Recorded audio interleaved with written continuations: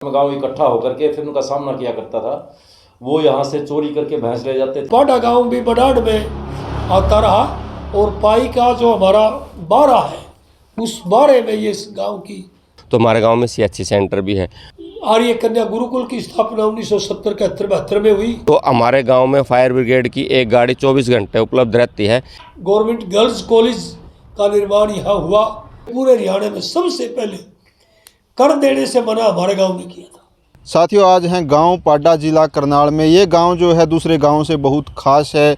10-12 साल पहले की बात करें तो इस गांव में भी दूसरे गांव की तरह बहुत सी समस्याएं थी। तो आज इस गांव की बात करें तो इस गांव की जो आबादी है 6 से 7 हज़ार की आबादी का ये गांव है।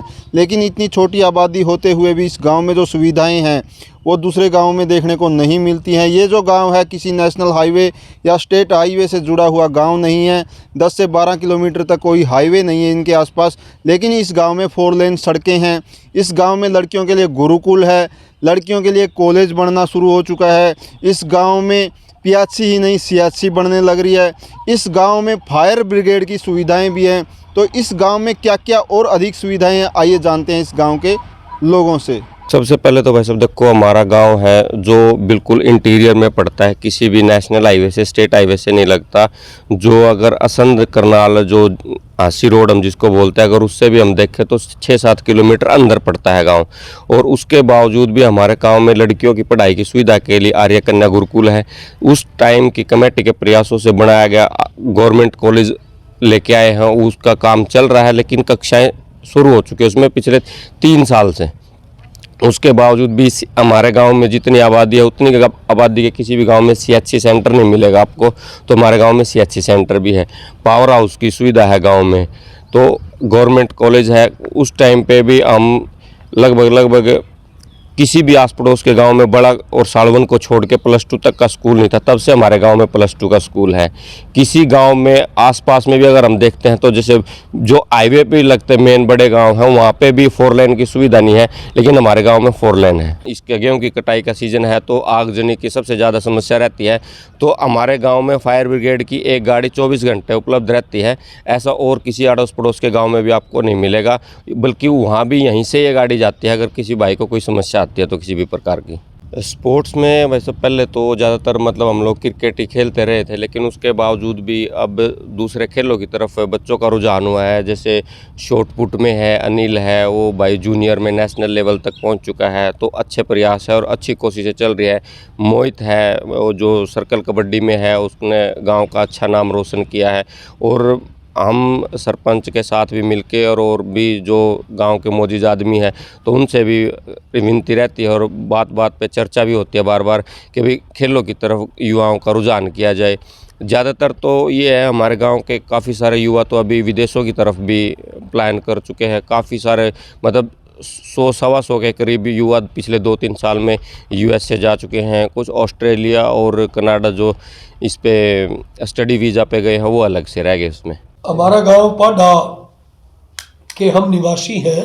मेरा नाम धर्मवीर और प्रधान जी कैप्टन दलबीर सिंह जी और चौधरी ऋषिपाल जी। और गांव का जैसे हम बुजुर्गों से सुनते आ रहे, गांव का बड़ा ऐतिहासिक ये गांव है। इसमें हर तरीके से कृषि पर आधारित है। सर्विस पर बहुत लोग हैं। बहुत अच्छा मानतान है। दादा खेड़े की मानतान बहुत अच्छी है। यहाँ पर कई मंदिर हैं, सब में बहुत प्यार से रहते हैं। और जहाँ तक हमने सुना है तो ये गांव हमारे बुजुर्गों ने आज से लगभग 800 साल पहले लगभग इस गांव को बसाया।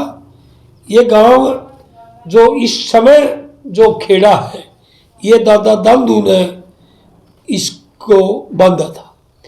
और उस तरफ जो नदी है, नई नदी जिसको आजकल नई ड्रेन बोलते हैं, इससे परली तरफ चौधरी ढूलराज सिंह थे जो हमारे बुजुर्ग थे, उन्होंने वहाँ खेड़ा बांधा था।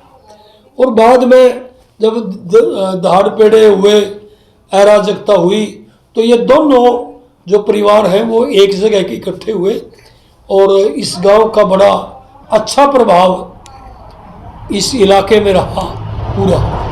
और हमें कहते हुए जिस समय मुगलों का शासन था और मुसलमानों की तरफ से, मुगलों की तरफ से, राज की तरफ से बड़े भारी बदनामी के कर थे, बड़े भारी कर थे। तो हमारे गांव के ऊपर कोई किसी प्रकार का कोई कर नहीं था, जैसे कुआ पूजन के और कई इस तरीके कैसे अपमानजनक थे, हमारे गांव के ऊपर कभी कोई कर नहीं रहा, क्योंकि ये पूरा का पूरा मडाड का इलाका ये रहा, और पाडा गांव भी मडाड में आता रहा, और पाई का जो हमारा बारा है उस बारे में ये इस गांव की 12वां गांव डोड़ इसकी पाडा गांव की गिनती रही। तो इस गांव का बड़ा गौरवशाली इतिहास रहा। एक बात और कहना चाहेंगे, 1857 की क्रांति में हमारे गांव ने बड़ा भारी योगदान दिया, और जब टैक्स लगते थे तो सबसे पहले पूरे हरियाणा में सबसे पहले कर देने से मना हमारे गांव ने किया था। बिल्कुल बिल्कुल। तो ये बहुत एक बहादुराना काम हमारे बुजुर्गों ने किया, और हमने कभी उनको कर नहीं दिया, किसी सरकार के आदमी को या किसी सामंतवादी को। और जब आज़ादी की लड़ाई आई, स्वतंत्रता आंदोलन लड़ा गया, उसमें भी हमारे गांव के अनेक लोगों ने, बुजुर्गों ने स्वतंत्रता की लड़ाई में हिस्सा लिया। हमारे पिताजी चौधरी मामचंद जी स्वतंत्रता सेनानी रहे, और इन्होंने सुभाष की जो सेना थी, आज़ाद हिंद सेना, उसमें इनकी टीम ने उसमें भी कोशिश करी जाने की, लेकिन वहाँ तक नहीं पहुँच पाए, और यहाँ उन्होंने बहुत काम किया। उसके बाद हिंदी रक्षा आंदोलन में, हरियाणा बनाने में, हरियाणा निर्माण में बहुत बड़ा हमारे बुजुर्गों का योगदान रहा।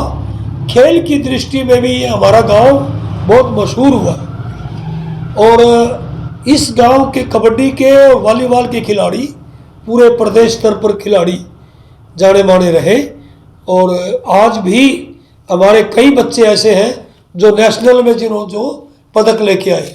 हमारा एक भतीजा अनिल जो राष्ट्रीय स्तर पर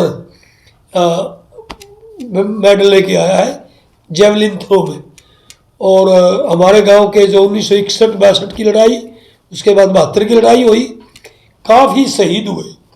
चौधरी लैला सिंह को राष्ट्रपति ने वीर चक्र से सुशोभित किया। तो ये हमारे गांव का एक प्राउड का विषय है। दूसरा, एजुकेशन के मामले में हमारा गांव और गांवों से अग्रणी गांव है।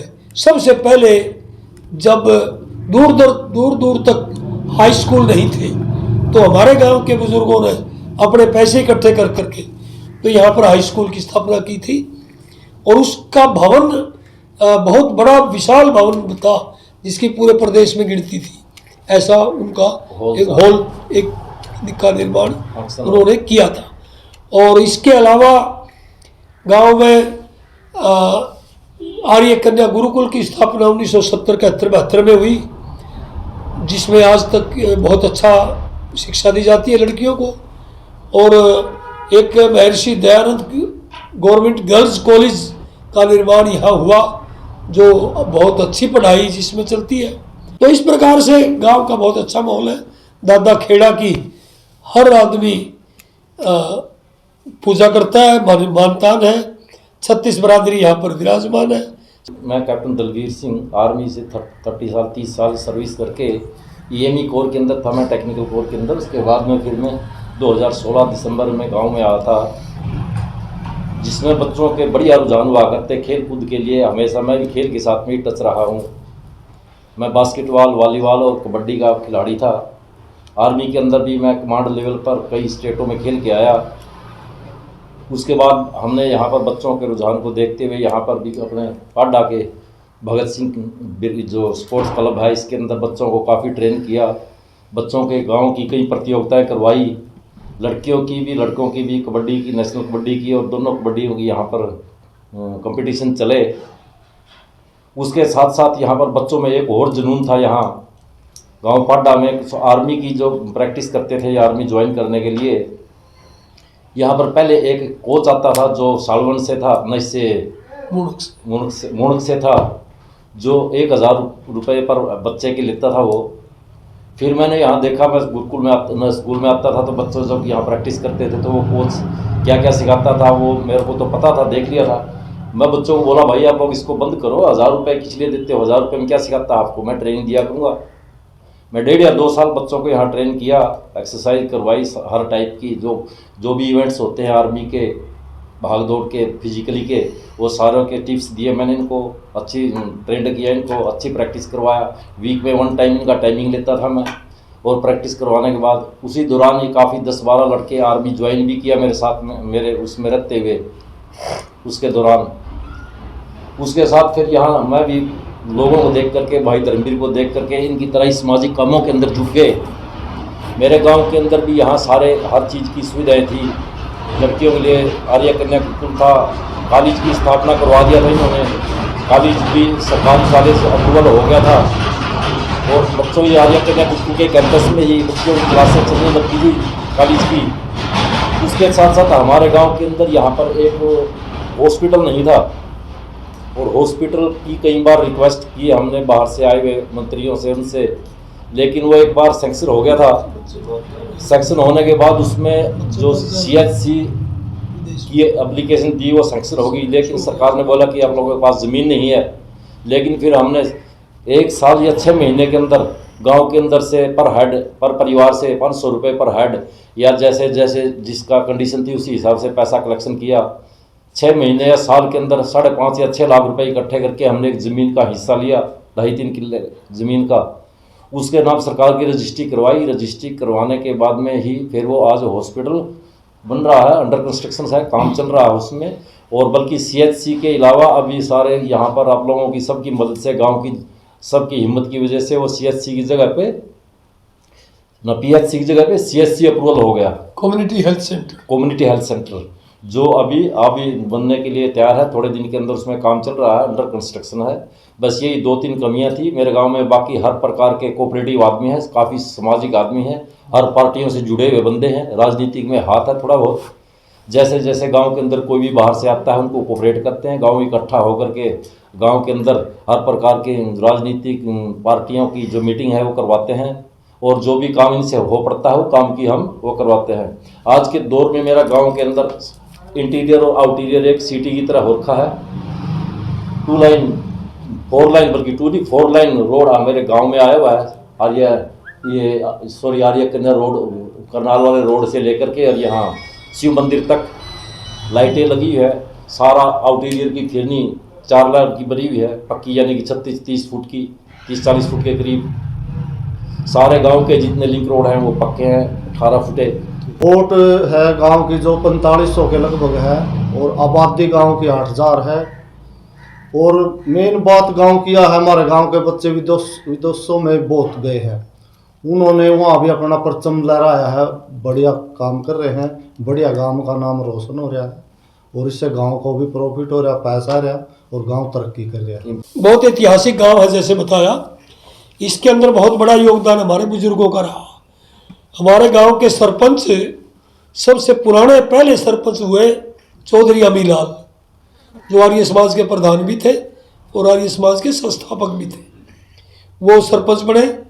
उसके बाद चौधरी थम्बू राम जी साध सरपंच बने, फिर चौधरी किशन सिंह सरपंच बने, फिर चौधरी धारा राम सरपंच बने, फिर चौधरी पंडित वेदपाल जी सरपंच बने। एक बार वो पंडित जी थे, एक और पंडित जी थे, वो सरपंच बने, चौधरी रतनलाल जी, एक चौधरी मोतीराम जी, 2-3 प्लान दिल्ली पुलिस में सब इंस्पेक्टर थे, वो सरपंच बने, और मांगेराम जी सरपंच बने, और सुल्ताना सुभाष सरपंच बने, और जी राजपाल जी सरपंच बने, क्या नाम, रविंद्र सरपंच बने, और जय सिंह वाल्मीकि सरपंच बने, और जी अब दीपक जी सरपंच हैं। बड़ा भाईचारे से चुनाव होता है, कई बार यूनानी मसली चुनाव हुआ, चौधरी टेकचंद जी थे, वो सरपंच रहे, बड़े मशहूर आदमी थे गांव के। तो बड़ा प्यार से सौहार्दपूर्वक वातावरण में यहाँ पंचायत काम करती रही। आज तक किसी पंचायत की या किसी मामले की भी कोई कंप्लेंट नहीं हुई। कोशिश होती है कि गांव के गांव में ही मामले सुलझाए जाए या अधिकतर सुलझाए जाते हैं। तो बहुत अच्छा गांव का माहौल है, प्यार प्रेम है।